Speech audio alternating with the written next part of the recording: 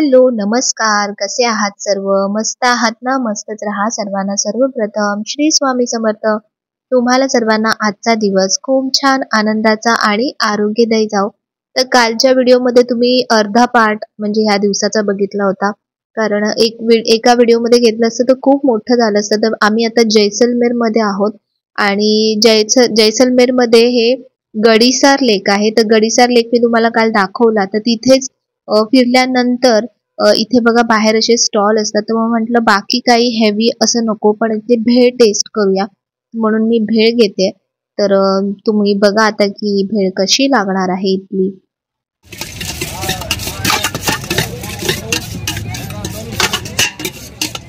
भेळ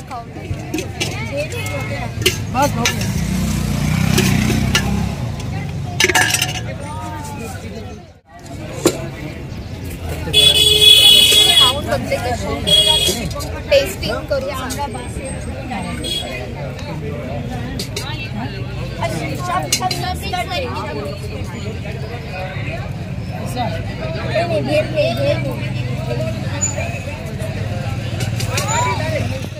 तर भेळ खाऊन झाली आणि त्यानंतर मी म्हटलं की आम्ही पहिले विचार केलेला करू की नको करू, पण नंतर म्हटलं की हे बोलले की चल करूया आपण.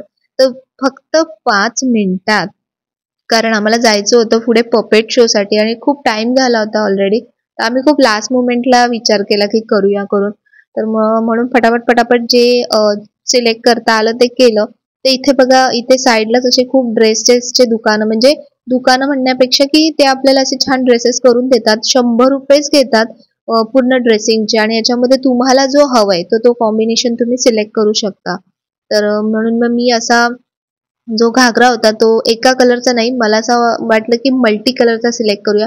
आणि हे जरा जाडी दिसते मी याच्यात, कारण आपल्या ड्रेसवरती ते ड्रेस घालून देतात पूर्ण. आणि ऑलरेडी मी आतमध्ये थर्मल वगैरे होतं, कारण थंडी खूप होती, तर त्याच्यामुळे तो आणखीनच जाडजूड दिसतोय जरा. पण ठीक आहे, मला कॉम्बिनेशन हे खूप आवडलं. म्हणजे खालचं घागऱ्याचं कॉम्बिनेशन बघा तुम्ही, नंतर मी तुम्हाला दाखवते लांबून. तो खूप असं कलरफुल घागरा आहे आणि खूप छान वाटतं. आणि हे त्यांची स्टाईल मस्त आहे की जी कपडे असतात त्याच्यावरतीच ते आपल्याला वेअर करून देतात. आणि मी तर ह्या बाबतीत तुम्हाला माहिती आहे मी खूप चूजी आहे. तर त्यांनी मला सांगते त्यांच्या पद्धतीने घालत होते की ये डालो वो डालो. त्यांना म्हटलं थांब जरा, मला सिलेक्ट करू दे व्यवस्थित, चांगलं तर दिसू दे थोडंफार. तर म्हणून मग मी ते वरची जी माथापट्टी असते ती मी म्हटलं मला अशीच सिल्वर मध्येच घाला, कारण गळ्यातलं आणि म्हणजे ओव्हरऑल पूर्ण असं थोडंसं मॅचिंग झालं पाहिजे. असं म्हणजे रेंटेड का असे ना, पण जरा चांगलं तर दिसलं पाहिजे ना. तर म्हणून मग त्याला म्हटलं की थांब, हे मी सिलेक्ट करेन तेच घाल. तर बघा, हे माथापट्टी थोडीशी वेगळी घेतली मी, कारण केस पण खराब नव्हते करायचे. त्यांना म्हटलं की मेरा बाल खराब नाही होना चाहिए. तर त्याच्या हिशोबाने मी ही सिलेक्ट केली. तर थोडीशी वेगळी आहे. आणि दुपट्टा ओढणी वरती नाही घेतली मी डोक्यावर, असंच ठेवलं थोडंसं वेगळं काहीतरी. तर बघा आम्ही आता दोघांनी पण, आणि हे बघा कसे नटलेत. तर असंच कुठे गेलं ना तर असं आपण थोडंसं काही ना काही असं ट्राय करायला पाहिजे, की त्यामुळे छान वाटतं जरा. तर आम्ही मस्तपैकी असा गेटअप केलेला आहे. तुम्ही म्हटलं होतं की राजस्थानी गेटअप करा, तर आम्ही असं राजस्थानी गेटअप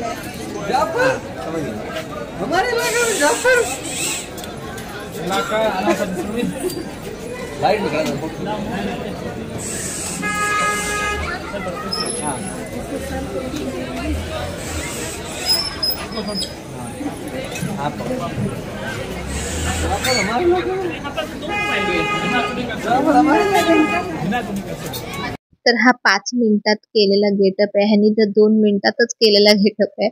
तर पण छान वाटतं, मस्त वाटतं. आणि तुम्ही सगळ्यांनी म्हणजे सांगितलं होतं की ताई इथे गेल्यावर थोडंसं असं राजस्थानी लुकमध्ये म्हणजे गेटअप कर. तर म्हणून म्हटलं चला आपण पण थोडंसं करूया. तर इतकं काही भारी नाही दिसत आहे, पण ठीक आहे, ओके वाटतंय. पण असंच गेल्यावर काहीतरी केल्याचं समाधान वाटतंय. बघा, मला हा घागरा खूप आवडला, खूप सुंदर वाटत होता. म्हणजे एक्झॅक्ट असं जो राजस्थानी स्टाईल असतो ना तसाच एकदम घागरा होता तो.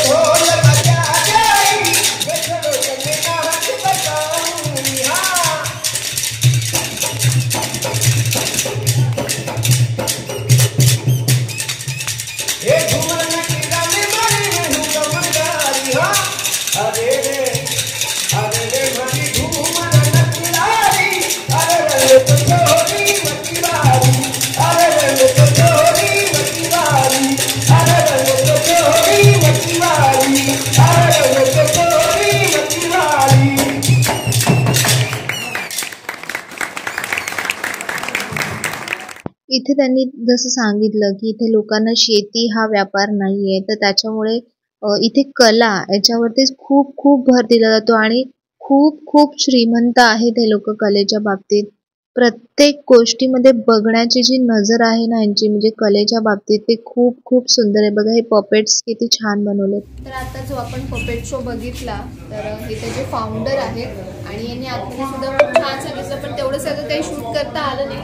हमने देखा महाराष्ट्र से आए और बहुत अच्छा लगा हमें आपका जो बताया पूरा पपेट शो का, मतलब म्यूजिक, संगीत, सब चीज़ बहुत अच्छा लगा. तो हमें खुद को भी बहुत प्राउड फील होता है कि अपने देश में इतनी सारी अलग अलग संस्कृति है और इतने अलग अलग सारे कलाएं हैं लोगों में. तो आप कुछ बताना चाहेंगे? मेरा जन्म आज़ादी से पहले का है. मैंने कई बदलाव को देखा है और हमारा क्षेत्र जो है रेगिस्तान के इलाके अंदर बसा हुआ है, जिसकी आज़ादी के टाइम 7,000 की जनसंख्या थी, लेकिन लोगों के घरों में बहुत सारी चीज़ें थी. तो बड़े बड़े लोग बड़े VIP आते थे, कहते थे मस्जिद शर्मा ये बहुत सारी चीज़ों को संग्रह कर संरक्षण करो और नई पीढ़ी को मालूम हो कि उसकी कीमत क्या है। वो जब उनकी कीमत ही नहीं जानेंगे, उनके बारे में उनको जानकारी नहीं होगी, तो वो चीज़ों को घरों से बेच देंगे। इसलिए मैंने इस संग्रहालय की स्थापना 1983 में गोल्डन सिटी नाम की पुस्तक लिखी, जिसको सारे विदेशियों ने जर्मन में, फ्रेंच में, इटालियन में, स्पेनिश ट्रांसलेशन किया। उसको बेच करके जो आमदनी हुई रेडियो से, आकाशवाणी से, जर्नल से, पत्र से, पुस्तकों से जो मेरे को आय में हुई, उसी के आधार पर मैंने एक संग्रहालय की स्थापना 40 वर्ष पहले की है और 40 वर्षों में मैंने बहुत काम किया है। यहाँ का इतिहास, यहाँ की संस्कृति, यहाँ के संगीत, यहाँ के कला, यहाँ के सब चीज़ों का संग्रह करके और किया है। उसको सारे संसार के लोगों ने ॲप्रिशिएट किया है। दादांची हिस्ट्री पूर्ण हिस्ट्री इथं दिलेली आहे। दादांनी पूर्ण हिस्ट्री त्यांनी ते जैसलमेर द गोल्डन सिटीचं बुक जे आता सांगितलं तर त्यांनीच लिहिलं होतं आणि त्याचे जे भरपूर लँग्वेजेसमध्ये इंडियामध्ये ना इंडियाच्या बाहेरमध्ये कन्वर्ट झालेत and now he is a very national figure for us. Thank you so much और बहुत बहुत धन्यवाद। हमें इतनी अच्छी कला दिखाई जो मतलब अभी आने वाली जो पीढ़ी है, जो बच्चे हैं, जो अभी आपने बोला जो मोबाइल में सब चीज़ देख रहे, तो ये चीज़ उनको सच्ची में देखनी चाहिए। अब हम सारी जगह मोनूमेंट देखते हैं, लेकिन ऐसी कलाओं को देखते हैं तो उनके अंदर आज की पीढ़ी में कल्पना शक्ति जागृत होती है। मोबाइल के युग में हम फेक न्यूज़ें ज़्यादा पढ़ते हैं, भ्रमित होते हैं। ऐसी चीज़ों को देखने से बच्चों की कल्पना शक्ति, ज्ञान बढ़ता है, नॉलेज बढ़ता है और हमारे कलाकारों की रोजी रोटी चलती है। थैंक यू सो मच, बहुत धन्यवाद। तर रात्री झोपायला आम्हाला खरंच खूप उशीर झाला, कारण मला व्हिडिओ पण एडिट करायचा असतो आणि सगळ्या गोष्टी वेळेमध्ये व्हायला पाहिजे, त्यांच्या टायमिंगनुसार आपल्याला चालवावं लागतं। तर त्यात आणि इथे कसं आहे की नेटवर्क नाही आहे तेवढं स्ट्रॉंग, वायफायचं पण आहे पण ते त्यांच्या मेन इथे असतं आणि इथून रूम्स खूप लांब आहेत, तर त्याच्यामुळे मला वायफायसाठी वगैरे सारखं तिथे जावं लागतं। तर म्हणून मग रात्री मी एंड नाही केला, कारण माझा खूप वेळ याच्यामध्ये गेला। पण कालचा दिवस पण खूप सुंदर होता, म्हणजे खरंच जोधपूर तर आहेच, पण मला जैसलमेर म्हणजे जास्त छान वाटलं फिरण्यासाठी वगैरे। तिथे जे बोटिंगचं होतं आणि बाहेर शॉपिंगचा जो ऑप्शन होता तो एक नंबर होता। छान मस्त ड्रेसिंग वगैरे केला आम्ही। तुम्ही म्हटले होते की ताई राजस्थानी पेहराव करता, आता माझ्याकडे तर ऑलरेडी आहे आणि बऱ्याचदा मी तयारीसुद्धा तशी करते, पण तरी म्हटलं इथे आल्यानंतर आपण दोघांनी पण एकदा ट्राय करूया। तर म्हणून आम्ही दोघांनी पण मस्त अशी छान तयारी केली होती, तर खूप भारी वाटलं। कालचा अर्धा दिवस तर आमचा ट्रॅव्हलिंगमध्येच गेला, पण नंतरचा संध्याकाळचा अर्धा दिवस छान वाटलं। आणि ट्रॅव्हलिंगमध्ये ना मला ॲक्च्युली इथे काय होतं आहे की मला एक खाणं जमत नाही आहे, कारण मला आपल्याला कसं ते सिम्पल खायची सवय लागली आहे ना, तर हे असं इथे खूप व्हरायटी आणि ऑइली म्हणजे एकदम ऑइली नाही, पण तुपाचं वगैरे खूप जास्त असतं आणि हेवी होतं कधी कधी, तर त्याच्यामुळे मला रात्री असं पोटात पण त्रास होत होता, पाठ पण खूप दुखत होती। तर त्याच्यामुळे रात्री मी काहीच केलं नाही, म्हटलं सकाळी उठून फ्रेश होईन आणि तेव्हाच मग तुमच्याशी बोलेन। तर आजचा व्हिडिओ तुम्हाला कसा वाटला, आवडला असेल तर नेहमीप्रमाणे लाईक करा, शेअर करा आणि सबस्क्राईब करा। पुन्हा भेटूया उद्याच्या नवीन व्हिडिओमध्ये, तोपर्यंत सर्वांना बाय आणि सर्वांना श्री स्वामी समर्थ।